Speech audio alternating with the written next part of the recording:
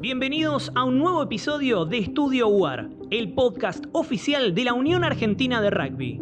Hoy nos acompaña otro referente del rugby mundial, Santiago Gómez Cora.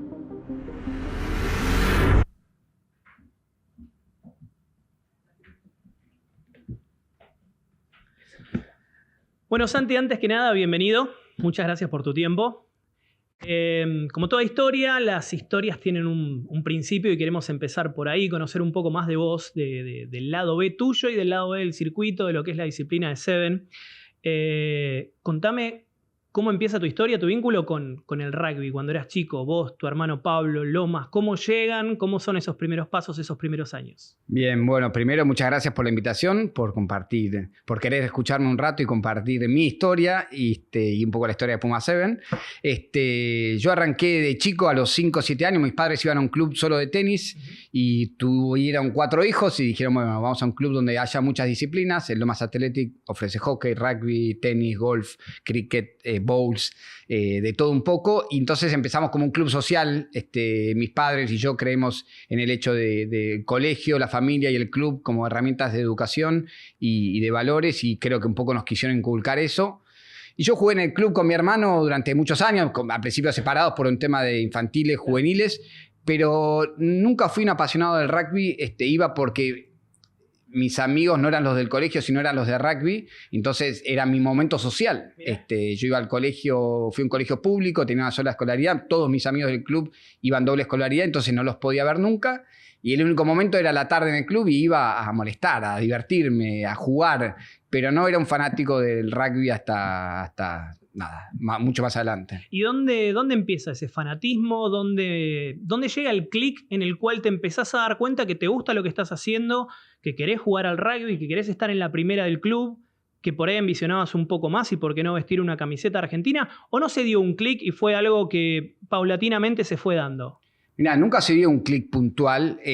Para pensarlo, repasando un poco la carrera, no fue ese momento que yo tomé una decisión, pero yo tuve una historia en mi club donde me dijeron que este deporte no era para mí, y creo que en ese momento no se lo deseo a nadie, obviamente, pero ese momento fue el de darme cuenta de decir, che, a ver, en ese momento me fui del club porque no me dejaban entrenar. Tenía una bandita de rock que eran unos amigos míos de otro lado. Mi hermana a las 2 semanas se da cuenta que no estaba yendo. Me pregunta por qué. Le cuento que me habían dicho que me invitaron a retirarme. Y a partir de ahí volví. Y ahí es donde no en ese momento dije yo voy a hacer lo que quiero, sino que un poco indirectamente me forjó a decir yo decido hasta dónde puedo jugar o lo que puedo jugar. Y nada, yo jugaba en la B. A ver, yo de chiquito jugaba un poco en la A. Corría rápido, después medía 1,60 m y pesaba 43 kilos con el bolso puesto y no jugaba, pero a ver, después obviamente se fue corrigiendo un poco eso en los clubes y en mi club en particular, pero éramos 15 y jugaban con 14, y en M17 que me pasó esto jugaba en la B, y cuando volví me empecé a entrenar y en M19 empecé a jugar recién en la A en 19. A ver, después de este acto, a los 3 años debuté en la primera de mi club y a los 4 fui el primer jugador de Lomas Athletic en ponerme la camiseta más linda del mundo. Bueno, te digo, tenemos algo similar que es peso y estatura, no la velocidad.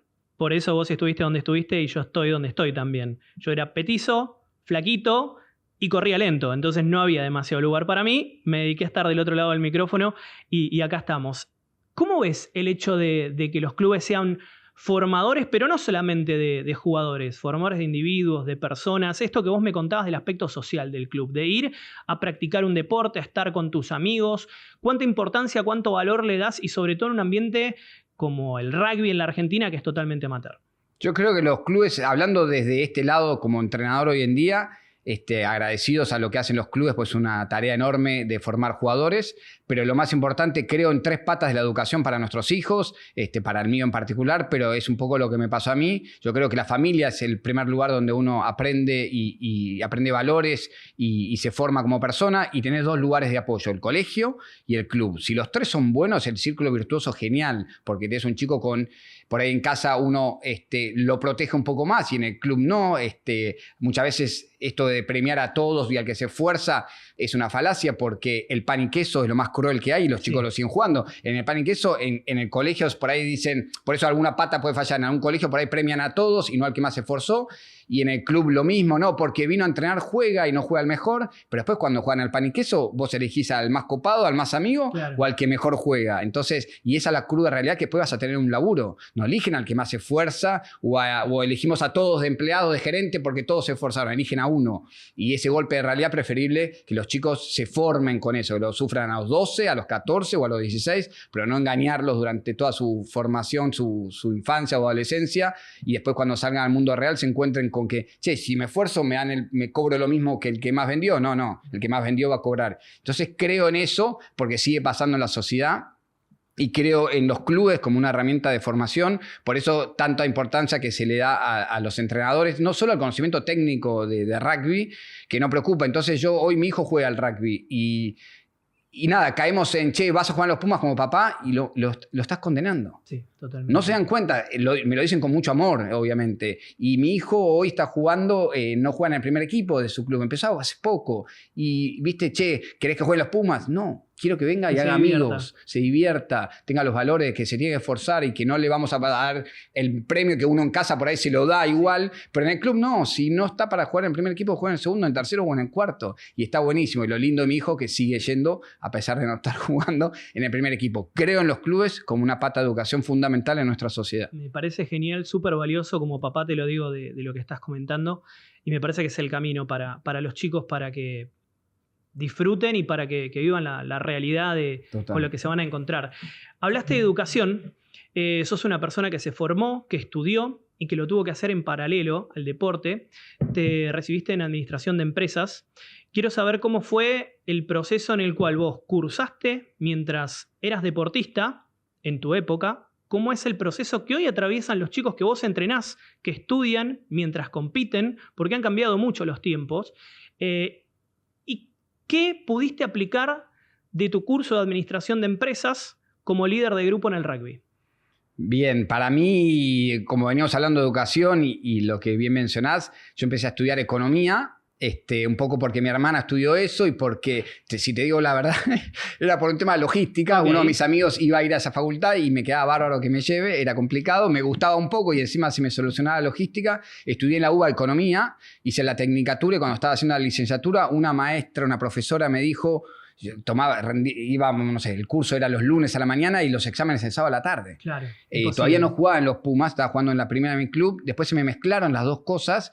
Y la profesora esta de álgebra, tengo el apellido todo, álgebra 2, dice, yo le digo, profesora, el sábado a la tarde no puedo, tengo que jugar al rugby, qué sé yo. Imagínate en una UBA diciendo jugar al rugby.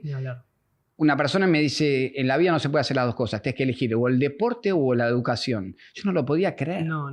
Yo por eso hoy insisto que el deporte lo ven como una herramienta de distracción, de diversión o de estar bien físicamente. Y para mí el deporte es una herramienta de educación fundamental, lo que mencionábamos antes. Entonces esas palabras me dolieron en el alma porque, de vuelta, tenía 19 años. No es que dije, esto es así o tengo que cambiar la realidad. Hoy lo analizo y lo pienso y digo, qué fuerte lo que me dijo. Por suerte reaccioné de una manera. Justo estaba empezando a jugar en el seleccionado, donde yo iba a la UBA, no podía ir a una privada, y justo la UAR lo comento a alguien y me dijeron, nosotros tenemos becas en la UCES, y ahí empecé a estudiar en la UCES. No había economía todavía y me pasé a administración de empresas porque me reconocían. ¿Qué herramientas utilizo? Todas. Muchas veces me dicen, estudiaste en vano. Primero, mientras jugaba y estudiaba, me hizo mantener los pies sobre la tierra. Yo llegaba de Hong Kong, Traiman, flashes, ruido. Llegaba acá, podían estar los amigos del campeón, pero como tenía que ir a la facultad y era algo que me imponía a mi familia, por suerte, hizo que yo en vez de salir me quedaba estudiando porque tenía poco tiempo. En vez de irme a jugar con mis amigos, me quedaba en casa poniéndome al día con la facultad. Y eso fue siempre como un cable a tierra. Entonces un poco lo incursioné con los chicos. Herramientas todas, desde un Kaizen mejora continua, desde lo que es la curva de aprendizaje, de lo que es un FODA, lo seguimos utilizando. Por eso me dicen, primero el estudiar te abre la cabeza. No digo que sepas de memoria ciertas cosas, te abre la cabeza, te enseña a pensar, a analizar, a procesar, a que tengas una mente ágil. El deporte obviamente te lo potencia porque es un cerebro mucho más oxigenado. Así que eso lo estudié formalmente y fue, por un lado, cable a tierra. En vez de salir a divertirme o a jugar, o se entiende, o de joda, me tenía que quedar en casa estudiando. Y después las herramientas que aprendí, entonces un poco se lo inculqué a los chicos. Así que me sirvió como cable a tierra, como formador y hoy lo utilizo un montón. Estudiaste durante tu adolescencia, jugaste durante tu adolescencia, pasamos a la etapa de seleccionados, pero por ahí no muchos saben que tu primera experiencia con un seleccionado argentino no fue con el Seven, que no fue con el 15, sino que fue con un seleccionado de TEN. ¿Es así? Fuiste a jugar a Kuala Lumpur un TEN. El 10 de septiembre del 2000. Del 2000. Del 2000. Me Con una convocaron, camiseta número 5 que te queda por lo menos 5 talles más grande. me convocaron el 3 de septiembre. Sí. Sabía dónde estaba perfectamente, en la calle cuando me llamaron. Y debuté el 10 de septiembre perdón, viajamos el 3. Debuté el 10 de septiembre en Kuala Lumpur. Pasaron justo ahora 25 años de mi primer try. ¿Cómo debuté? Que un poco habíamos hablado si me dedicaba o algo. Yo jugaba Lomas contra los Pumas, un partido amistoso, porque Lomas cumplía 100 años del primer título, los Pumas iban al Mundial, vinieron a casa a jugar y nada, me tocó hacer un try que nunca más en mi vida lo hice. Me esquivé a todos. De costa a costa. De costa a costa. Lo tengo visto, Le pisé para adentro a Manasa, me le fui afuera a otro, qué sé yo. Después Diego Luis Albanese era la gran figura, el velocista de los Pumas, y le tiro un rastrón mano a mano y le saqué como 10 metros. Y a partir de ahí me llaman. El presidente me dice, ¿vos jugás en Puma 7? No sé ni qué era. Y le digo, no, apenas estoy jugando, debuté en la primera de mi club este año. No, entrenate que te vamos a llamar. Y ahí me llaman a este TEN. Me iban a llamar al 7.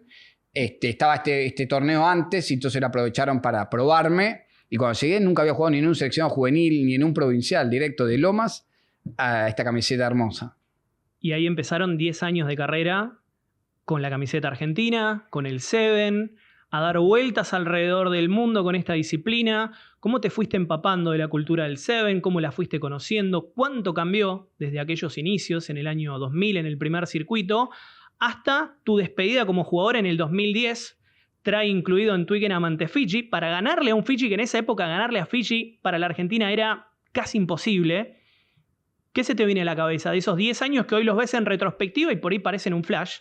Pero fueron 10 años muy importantes en tu formación como deportista y como persona. Sí, por suerte, ahora que lo repasás, hasta me emociona porque nunca, por suerte, nunca fui consciente del jugador que fui en ese momento.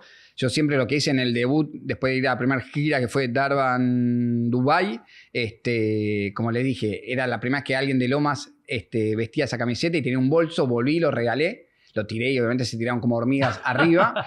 Me dijeron, estás loco, que yo voy a ir a buscar otro. No desde la soberbia, sino del estar vacío para ir a buscarlo. Y después lo hice como entrenador, pero fue algo que se me marcó de vuelta, fue natural. Hoy lo analizo y digo, qué bien que estuve, pero bueno, fueron esos valores que a uno le van inculcando de chico que entran sin darse cuenta, porque yo te siento de grande, inculcarte valores y esto actúa por repetición, por lo que vi, por cómo me formé. Entonces, eso me pasó naturalmente y después lo apliqué como entrenador. Pero fueron 10 años que yo no lo podía creer donde estaba, ¿entendés? Yo dije, esto es tan seguro, me llaman. Entonces yo rajaba, pues no me quedaba otra.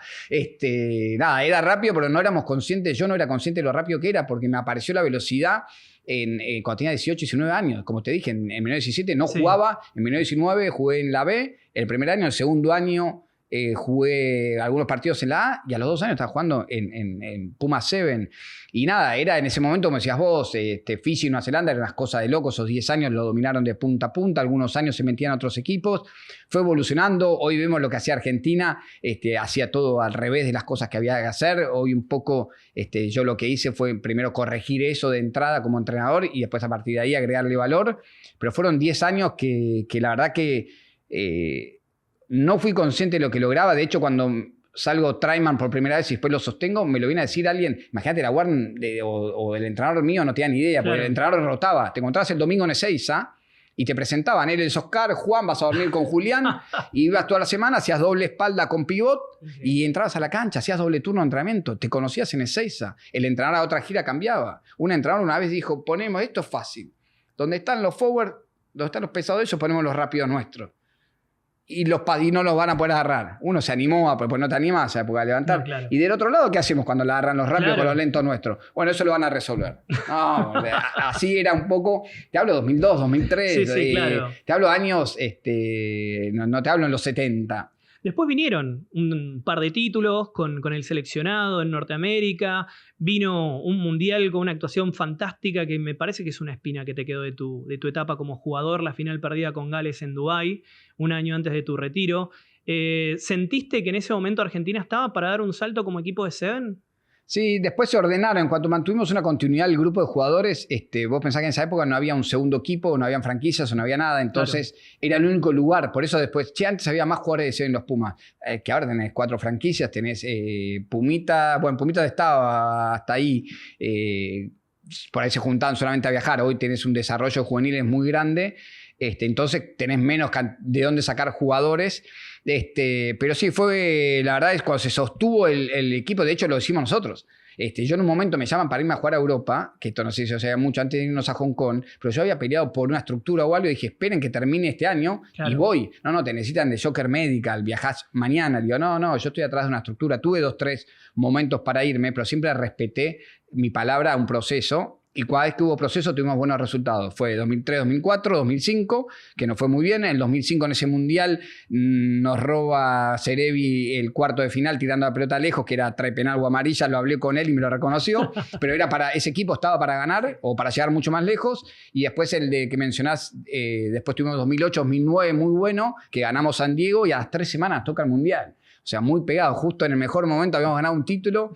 Y esa final con Gales, nada, hicimos, personalmente estaba lesionado, me lesioné en ese último torneo en San Diego, sin saber que estaba lesionado. Por eso digo estas cosas de Seiza y viajábamos, ¿entendés? No tenía un kinesiólogo o una revisión de algo. Yo llegaba a mi casa, me iba a la facultad, volvía, viajás al Mundial, ibas a Seiza, y ahí empecé a entrenar y me dolía ahí, me dolió, me fui dando cuenta en el debut con Uruguay, me pinchó y a partir de ahí quedé afuera de la competencia.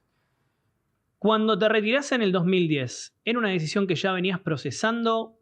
¿Pensaste que rápidamente ibas a seguir ligado al Seven? Porque pasó muy poco tiempo hasta que empezás a entrenar en Buenos Aires, salen campeones del Seven de la República, vas a colaborar con las chicas argentinas a Houston, y ahí ya vos mismo decías, quiero ser entrenador de los Pumas Seven. Cuando te retiraste, ¿no? No. Ahí va de vuelta. Como jugador no me lo había propuesto jugar ni en la primera de mi club ni en los Pumas, fue esto. Me llamaron, es más, yo me ponía colorado, mi hermano entrenaba, iba al gimnasio 2 veces por día. A mí me llamaron para viajar a Kuala Lumpur y nunca había ido al gimnasio. No sabía ni dónde quedaba, ni cómo era. Y entonces me ponía colorado hasta por mi hermano fue el que me empujó, dale, aprovechá esta oportunidad que yo. Mi hermano es más grande que yo, jugaba en la primera figura de Lomas y no lo convocan y a mí me convocan. Y así fue como jugador y como entrenador me vuelve a pasar lo mismo. Yo me retiro, lo procesé un año antes, tomé la decisión de tratar de disfrutar el último año. Ese try que mencionás con Fiji, la pateó toda la cancha y es más, Joaco Tuculet en un momento le pica para el lado de él y estaba llegando a apoyar y dije, déjamela que te mato porque sabía que era mi último partido, mi último try y era con Fiji y quería tener ese recuerdo. Y después cuando decido dejar era por un tema, tenía 30 años, ese entonces mi viejo me seguía bancando económicamente, entonces yo ya quería ponerme a laburar y formarme como persona, para poder tener recursos económicos independientes y poder formar una familia o algo. Y me ofrecen en un momento entrenar un equipo de celulares, una marca de celulares, me convoca para ir a Punta del Este, Pinamar, Mar del Plata. Okay. Yo dije, ok, ¿necesitan resultados o puedo hacer lo que quiero? Lo que quieras. Y ahí es donde llamé un estilo de jugador. No llamé figuras ni gente de renombre, sino gente que había quedado fuera del sistema. De vuelta, sin querer. Fue decir, che, estos van a tener hambre y ganas. El Seven, siempre vas a estar cansado y necesitas más del quiero que del estado físico, del talento. Jugar convencido me gusta más que un jugador talentoso. Entonces empecé a llamar a ese tipo de jugador. Ganamos Punta del Este, Pinamar, Mar del Plata. A partir de ahí yo no lo podía creer, a seleccionados provinciales, todo, con un equipo de una compañía celular. Sin entrenarnos. Y a partir de ahí me convocan a Buenos Aires. De vuelta, no, yo no estoy para un seleccionado. ¿Te parece que yo estuve muy bien rodeado con Gusi Cohen, Pedro Candotti? Me dicen, mira, nosotros nos ocupamos de toda la parte política y demás, vos ocupate de la cancha. Bien. Vamos al CEN de la República, empezamos a entrenar en julio. Yo dije, no, esto de seleccionar jugadores, me gusta entrenar jugadores. Y desde julio empezamos a convocar un grupo de jugadores, no de las figuras, porque estaban jugando playoffs, finales con sus clubes, sino chicos que no sean de esa situación. Parecido a lo que había sido esta empresa de celulares. Ganamos el CEN de la República después de 7, 8 años que no lo ganaba Buenos Aires. A partir de ahí, de vuelta, la UAR me dicen y yo digo, no, mirá, no quiero viajar, porque a mí lo que más me detestaba el CEN era viajar. Una locura, no hagamos comentarios, se entiende. Entonces me quedo entrenando en las academias acá en Buenos Aires. Solamente entrené en academia. Entrenaba en academia, no viajaba y en un momento estaba este grupo de chicas que por primera vez un seleccionado argentino femenino iba a ir a una competencia internacional. Santi Vaz. Entonces siempre fue como de a poco. Un celular, un provincial, ahora un femenino, solo viajar y acompañar a un grupo, porque no conocía a las chicas. Sí, de hecho, si no me equivoco, habías estado viendo unos entrenamientos en el SIC y después tenías videos, no tenías mucha más Nada referencia. tenía, nada. Entonces fuimos y nos encontramos con era ir a agarrar experiencia y aprender, y bueno, acompañar a las chicas, y ahí a los 4 o 5 meses me ofrecen el cargo de head coach. De vuelta, no lo ambiciaba, yo estaba bien, estaba feliz, iba a entrenar, entrenaba chicos, en este caso viajé con las chicas, y después me ofrecen... vino de otro lado la pregunta. Me dijeron, queremos que seas el primer entrenador argentino en llevar a un seleccionado argentino a un juego olímpico. Wow. Si me decías entrenar a los Pumas 7, decía, no, yo ya estuve muchos años. Amo los Juegos Olímpicos, amo los Juegos Olímpicos, amo el espíritu olímpico, los vi toda mi vida. Dije, nada, cuando me dijeron los Juegos Olímpicos... Te tocaron. Obviamente los Pumas 7 es todo en mi vida, pero cuando se mezcló con los Juegos Olímpicos dije, allá voy. Dentro de tu carrera como entrenador tenés varias facetas, varios métodos, pero hay uno en particular del cual quiero que me hables, que es el método Kaizen. Que me cuentes en qué consiste y cómo haces para trasladárselo a los jugadores y cómo fue la primera vez que llegaste a un grupo de jugadores y les dijiste, les voy a presentar esto. Sabemos, bueno, al CEB le dicen la familia, ¿no? Que en una familia hay distintas personalidades. Imagino que algunos chicos lo habrán tomado de una manera, otros de otra. Primero explícanos en qué consiste y después cómo haces para trasladárselo a tus jugadores. Bien, por un lado nunca vengo con el planteo de vamos a hacer una familia, pues vos no podés forzar a alguien a hacer familia. Ni hablar. No podemos decir, che, ustedes dos van a ser amigos. Si no me caes bien o me parece divertido las cosas que decís y no seremos amigos. No es el caso, te doy la mano por las dudas. Pero digo, uno no puede forzar, ¿viste? Cuando no vengo a que hablemos de cultura Ni o hablar, de familia. ni hablar, Santi, Entonces, clarísimo. empezamos con valores. Nosotros cuando formamos este equipo empezamos con buenas personas, mediante interacción formamos un grupo humano y mediante trabajo formamos un equipo. Y Se va mediante dando, un de sueño manera se va natural. dando, pero bueno, con actividades. Totalmente. Buenas personas, de vuelta, había chicos que no tenían acciones generosas para con sus compañeros, entonces las dejamos afuera, nos pusimos como principios básicos ciertos valores para respetar dentro de un equipo, que es el venir a dar y no venir a buscar, vengo a dar un consejo, a dar un buen pase, a dar un regalo, a dar amor, a dar un abrazo, vengo a dar. Y la honestidad, ser honesto con uno mismo. A partir de ahí, con esos dos valores, si yo doy mi 100% todos los días, porque yo puedo decir, no, descansé un montón y no descansaste, di mi 100%, entonces si soy honesto conmigo mismo y doy el todo por el equipo, van a ir sucediendo cosas. Eso por un lado, a lo que lo llamamos familia es porque creo en 3 tipos de relaciones. La relación laboral, que es distante, cordial y por ahí no nos decimos toda la verdad. Bien. Lo que hace que no haya un buen trabajo en equipo. Las relaciones de amigos, donde nos decimos un poco más las verdades, no del 100%. Y lo que es familia, donde le decís, che, esa remera te queda como el culo, no te queda muy bien, o cambiátela, o tuviste esta mala actividad. Honestidad. Una honestidad 100%. Hay amigos que son honestos, por eso desconfía de tus amigos que nunca discutiste o te peleaste. Ni hablar. Porque tuviste que pasar por no es normal que pensemos todo lo mismo. En algo no podemos estar de acuerdo y está bueno, si somos amigos significa nos respetamos. Entonces está bueno ese vínculo familiar donde nos decimos las cosas con respeto, estaría bueno agregarle, porque sí, a veces decís cualquier cosa, pero a nosotros nos pasaba que pasábamos mucho tiempo afuera, entonces si había un lío esperábamos a volver a Argentina para solucionarlo. Entonces solucionémoslo ahí, ya sea externo, tengo un lío con mi novia, con la facultad, poder contártelo y que me ayudes, o tengo un lío con fulano, ¿cómo lo soluciono? Bueno, la dejo pasar, total, ya en una semana estoy en mi casa. No, está bueno, no la dejes pasar. Empezamos encerrándolos un día en el vestuario, se dijeron toda la verdad durante 3 horas. A partir de ahí tiene un nombre eso en particular y cada tanto volvemos a ese nombre y ahí empezás a funcionar. Entonces era antes, ¿no? Es decir, che, los obligo a que sean familia, hablen. No, las conexiones son antes. Y lo que fue Kaizen, que es una mejora continua, es una cultura japonesa, planteada por un americano, pero bueno, se practicó por primera vez en Japón y quedó ahí. Es una mejora continua. Yo no digo, muchachos, ahora vamos a hacer Kaizen o mejora continua. Lo que planteamos en ese momento era, nosotros perdíamos por 40 con Nueva Zelanda. Entonces nos planteamos ser mejores cada día. Lo primero que hicimos fue con el horario y generar una cultura de trabajo. El deporte, por lo general, tiene una cultura de vamos a divertirnos. Lo que te decía antes, ¿es recreacional o para estar fit, para llegar al verano? Y yo veo el deporte como una herramienta de educación tremenda. Entonces nos planteamos la mejora continua, ser mejores cada día. ¿Con qué empezamos? Con el horario. El deporte, como te decía, voy llegando y me pasa que iban llegando y yo digo, claro, che, sorry, cargá la pana. Y digo, ¿cómo sorry, cargá la pana? Entonces digo, yo no imaginaba al gerente de una empresa que le vengan a decir, che, sorry, estaba cargada la pana, sino que no llegaban tarde o había otra excusa. Entonces pusimos unas reglas de convivencia primero, ahí es donde empezamos a funcionar como familia. Che, el que llega tarde tenía una multa. Bien. Esas multas no las vamos a reclamar, ni para no llegar y dar explicaciones si te rompe la armonía del entrenamiento. Entonces, entrar al entrenamiento cuando llegues, al día siguiente le pagas al manager la multa, no te la vamos a reclamar. Cada día que pasa se duplica. Eso lo aprendí por los peajes en Inglaterra. Sí. No los tenés que pagar vos y cada día que pasa se duplica. Entonces, lo tenés que pagar. Te toca el bolsillo. No queda otra. Y no queda otra.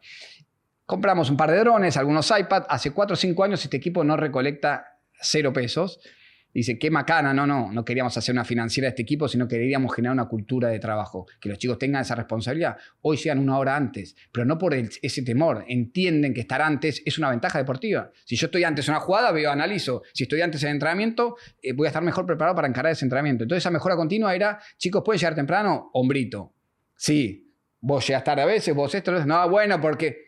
¿Podés llegar temprano? Sí, hay una aplicación, se llama Waze, es gratis. Si querés en tu casa, con datos de tu casa, lo bajás y te dice todo el recorrido.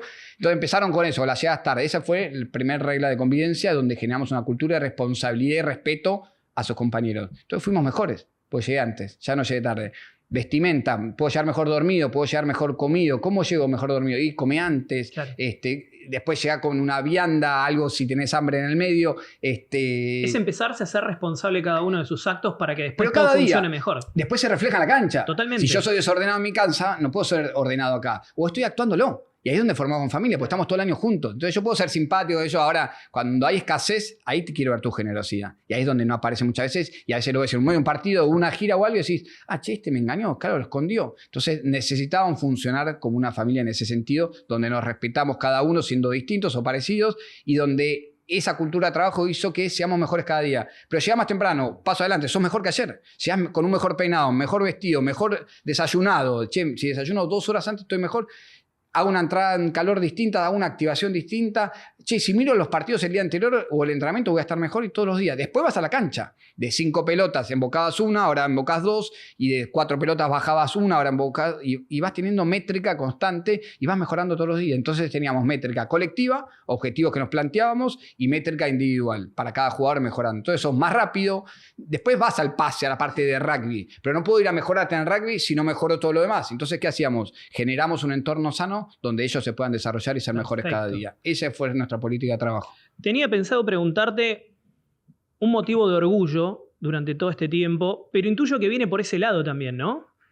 Un motivo tuyo de orgullo respecto del equipo o del Seven o algo que te haya hecho sentir orgulloso durante todos estos años, pero percibo que puede venir por ahí, ¿no? Poder haber logrado generar cierta empatía entre todos los jugadores, entre todos los individuos que conforman, no solamente, digo, jugadores, un plantel entero, un staff, logística y poder tener una verdadera estructura al nivel de los equipos más importantes de esta disciplina. Sí, por el nivel personal, mi hijo es lo que más orgulloso me pone saliendo de ese lado, porque puede decir, che, la familia, pero saliendo de ese lado, a ver, es mi vida, no es mi trabajo esto de Puma Seven. Mi mayor orgullo, para hacerlo más simple, hace 25 años y hace 20 años íbamos al vestuario de los mejores, de los All Blacks de Fiji a pedir las camisetas y hoy vienen ellos a nuestro vestuario a pedir las camisetas. Esas cosas los chicos no lo ven. Yo te voy a contar 2 cosas que son las que más me emocionan. Un día llego a un club a ver a mi hijo, no me habían visto, gorra, capucha y todo lo demás, y había 2 chiquitos entrando en calor para su partidito y uno le dice al otro, no, patea de sobrepique de drop, porque en el Seven se patea todo de drop, porque estaban pateando de piso. Divino. Y eso fue de las cosas más lindas que escuché en mi vida. Ese chico no es consciente, no me vio, no lo hizo adrede, pero ese chico me hizo emocionar. Y es una de las cosas más lindas que escuché en mi vida. Porque estamos haciendo que una generación quiera jugar en Puma Seven. Antes era, no llegué a los Pumas y quedé a medio camino. Sí. O estoy acá, voy a ver si llego y no quiero estar acá, quiero estar allá. Y entonces eso va a cambiar. Ese comentario. Y a mí me negaron una camiseta una vez, varias veces, un jugador de los All Blacks o del Fiji o lo que sea, y que hoy ver sentado en el vestuario, eso los chicos no lo ven. Yo la medalla no es mi mayor orgullo. Mi mayor orgullo es haber hecho de Argentina una potencia mundial, que nos respeten a nivel mundial, que nos den el mejor vestuario. Yo me quejaba, che, tuve mucho tiempo. ¿Por qué le dieron ese vestuario a Nueva Zelanda? No, porque sorteo. ¿Por qué le dieron ahora de vuelta el mejor? No, por el ranking. ¿Por qué le tocó? Y un día la jefa del torneo me dice, no la aguantaba más. Soy curioso, soy preguntón. Sí. Dice, son los mejores. Bueno, listo. Hoy, hace 4 o 5 años, Argentina deja de cambiarse debajo de una escalera y se cambia casi siempre. Y eso es mostrar respeto. Pero de vuelta, no lo hago por el salgo y me agrando porque estoy ahí. Es por ganarnos el respeto. Digo, es muy lindo ganarse la admiración del público, pero ganarte el respeto de tus pares y que los All Blacks vengan y pidan foto y camiseta a los jugadores de Puma 7, es decir, lo logramos. Argentina es potencia mundial y Argentina se ganó el respeto de todo este lugar. Es fantástico, es superador eso. ¿Qué es lo que más te gusta y lo que menos te gusta del mundo del Seven? Lo que menos me gusta es dejar afuera a un jugador las listas y la competencia después, pero la competencia es en nuestro chequeo para ver cómo estamos. Pero dejar afuera las listas me parece cruel, y cuando es cruel significa que hay un buen trabajo, porque no hay muchos jugadores con opciones de viajar. Pero es ese problema es la única, lindo y feo, ¿no?, que tiene el entrenador. Porque nosotros sí, por un lado está bueno, yo deseo que me pase, porque significa que desarrollamos mucha cantidad de jugadores y tenemos para elegir, y no es que llevamos porque es lo que hay. Eso por un lado. Pero después tiene esto de que nosotros trabajamos horizontalmente. Mi forma de trabajar es 100% horizontal, con mi staff y con los jugadores. Transformamos siempre los desafíos en preguntas. No imponemos, sino preguntamos y construimos juntos. Y dejar afuera a alguien, sí, me toca. Esa sí me toca a mí 100%. Obviamente la hablo con mi staff, la hablo con líderes, con capitanes, pero la última palabra la tengo que tener yo. Y es un juego. Porque si vos decís, che, tenemos que tomar una decisión, nos financiamos con este banco o con este banco, nos paga esto, el average es positivo, etcétera, etcétera. Analizo este banco porque nos pagan una mejor interés. Pero esto es un juego. Y hay un dato duro. Yo trabajo mucho con dato, métrica, pero está también el dato blando y lo uso también. Y ahí es donde va jugando con esas partes, y es la ilusión de ellos. Y es para que soñaron toda su vida, y uno les corta ese sueño, esa ilusión, o les decide eso. Vos estuviste ahí. Yo estuve ahí. Y te tocó estar en ese, porque lo comentaste ya en un par de oportunidades, del decirte, no te toca a vos ahora. Y sé lo duro y cruel que es, pero lo que hacemos para que no sea duro y cruel, obviamente uno nunca va a decir, che, yo no estaba para viajar, está bien. Lo que hacemos es esta métrica, pasamos de lo cualitativo a cuantitativo. Bien. Lo cualitativo son gustos, aquel juega bien. ¿Qué es bien?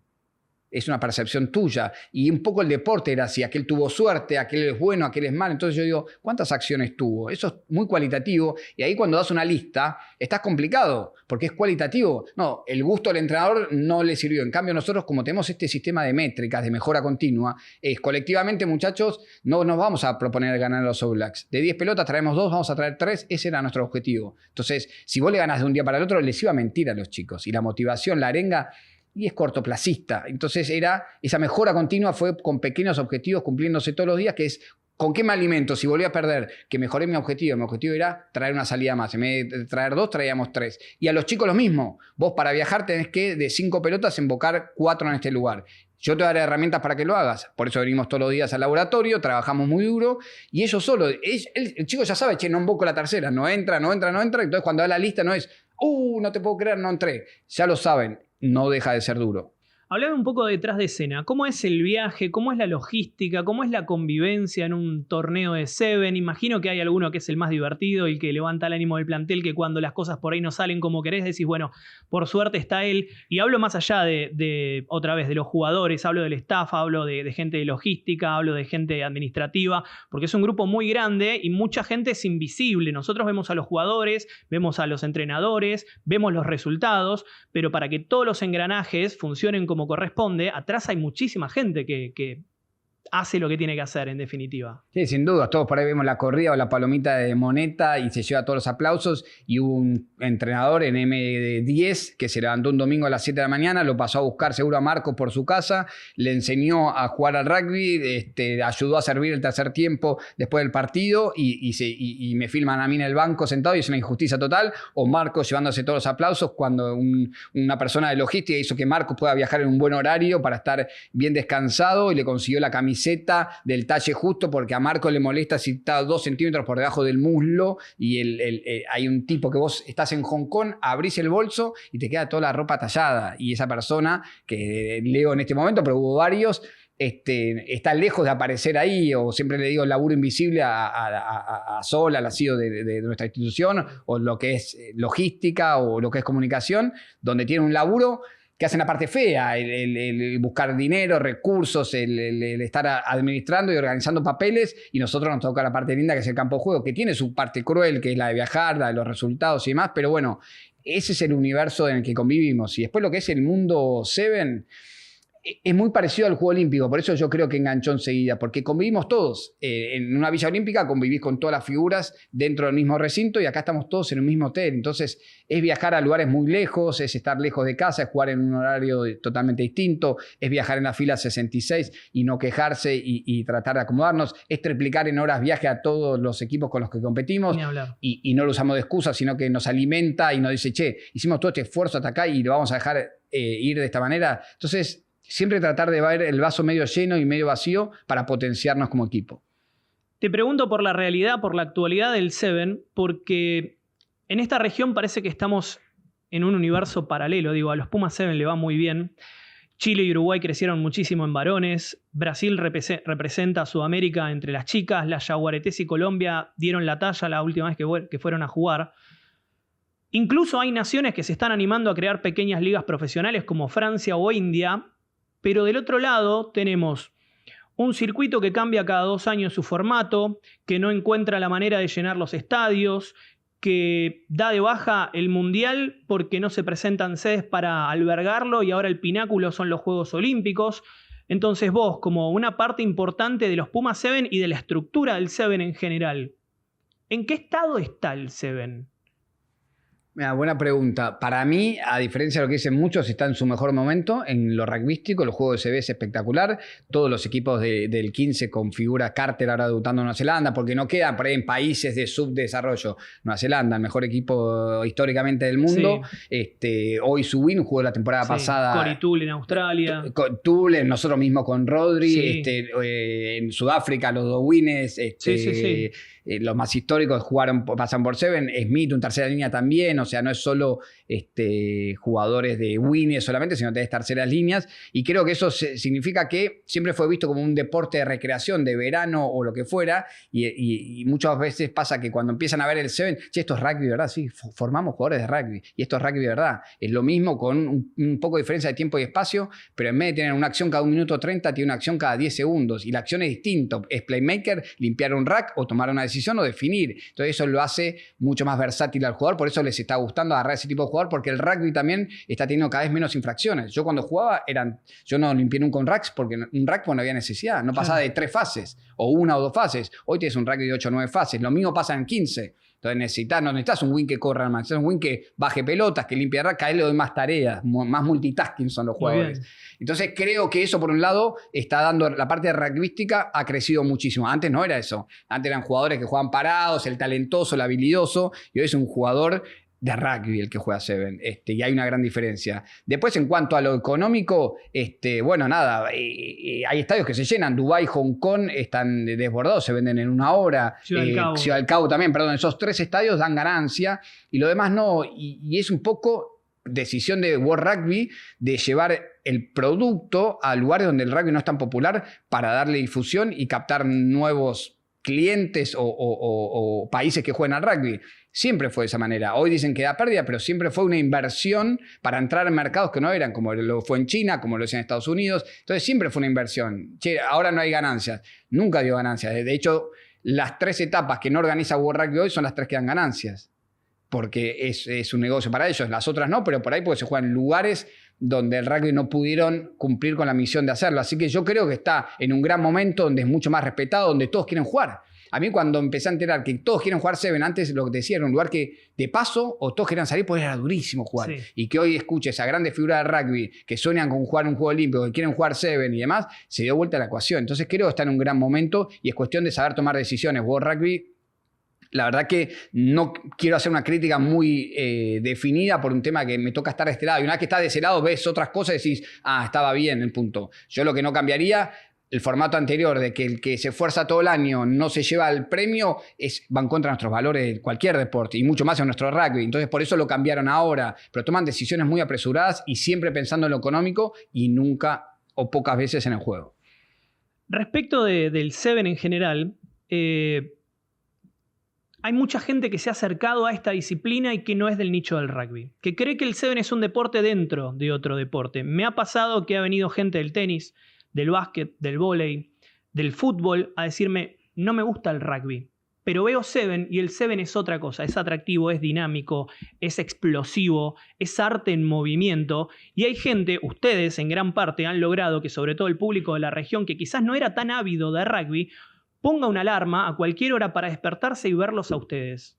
¿Qué te genera eso? Muchísimo. El chiquito que hizo ese comentario, más esto que tenga que entrar a nuestro vestuario, más que la gente que no es del palo del rugby, ve a Seven y me escriben y me llaman y me dicen, che, ¿dónde juegan Seven? Lo que decís vos, quiero que mi hijo juegue Seven. No hay liga de Seven, que es otros anhelos que haré el día de mañana. Te cuento una infidencia. Mi mujer me dice, a mí no me gusta el rugby para nuestro hijo, pero me gustaría que juegue Seven. Y le digo, bueno, es una cosa que lleva a la otra. Me pasa un montón de gente me dice, no quiero juegue 15, quiero juegue 7, y es espectacular, generar eso, que todos se sientan identificados. Muchos te dicen, más allá de los resultados, obviamente que hace 10 años no nos veía ni mi vieja, se enteraba al día siguiente cómo salíamos, pero digo, hoy todo el mundo dice, no, ganen o pierden, me gusta, me siento identificado con los valores de este equipo, el darlo siempre, cuando van perdiendo no se ponen nerviosos y siguen trabajando, y a veces no dan vuelta y a veces no, y manejan esas frustraciones, ven esa entrega total y los emociona muchísimo, y como argentinos creo que la entrega es algo, ¿no? La pasión. Yo siempre, viste, lloramos con que los demás tienen mejores cosas. Los anglosajones inventaron este deporte, los mauríes son enormes y rápidos, y el argentino, y nada, estamos acá. Tenemos la pasión. Sí.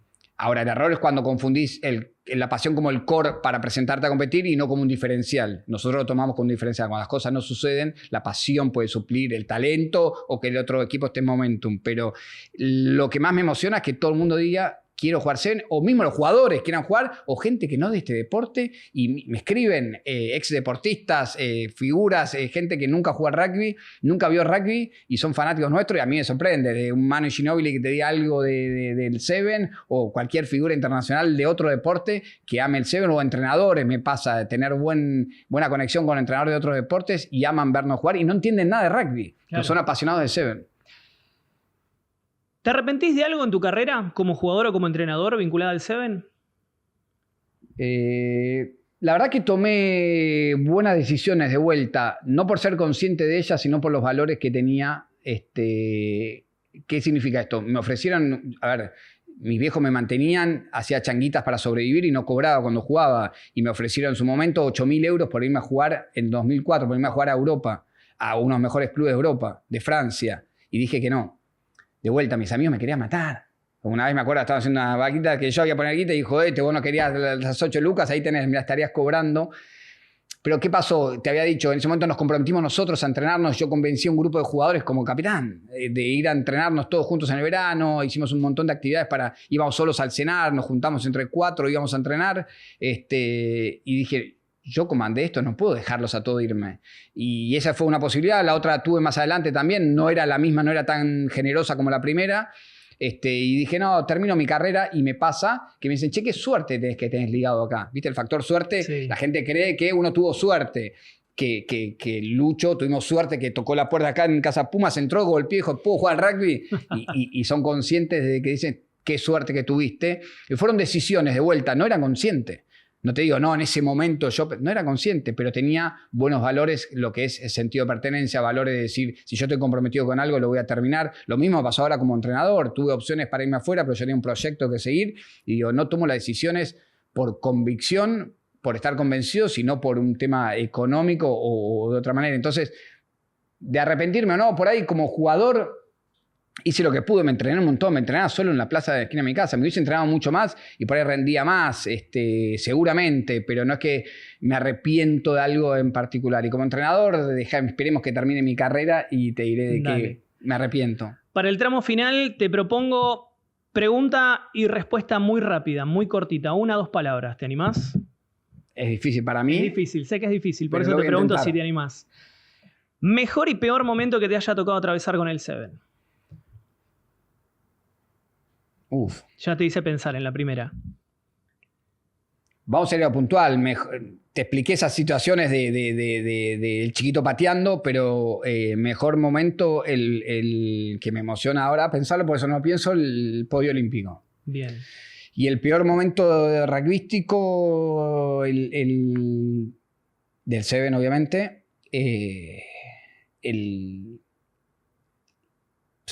la derrota en los Juegos Olímpicos en el cuarto de final, que fue mal manejada. Encima, no pude manejar las emociones. Peor, cuarto de final en Río y el mejor, por ahí te diría el cuarto de final, después la medalla obviamente sí, pero el podio olímpico el mejor. Bien.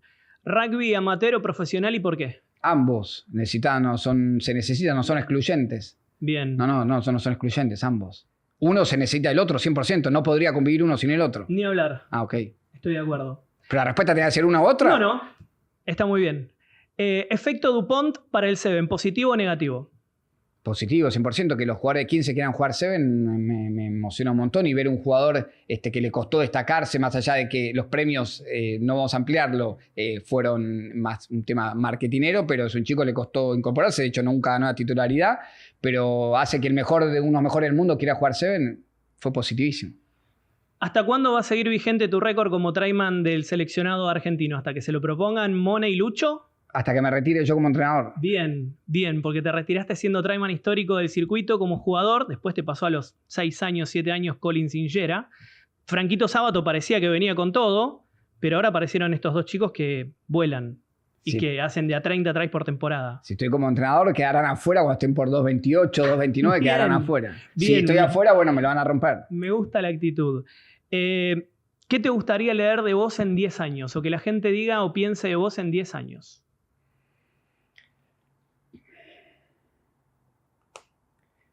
Una persona que no aceptó la realidad de las imposibilidades y logró cosas imposibles. Una persona que no aceptaba el conformarse con lo que había, sino que siempre fue por más. Y te dejo la última. Para Santiago Gómez Cora, ¿el Rugby 7 es? Mi vida.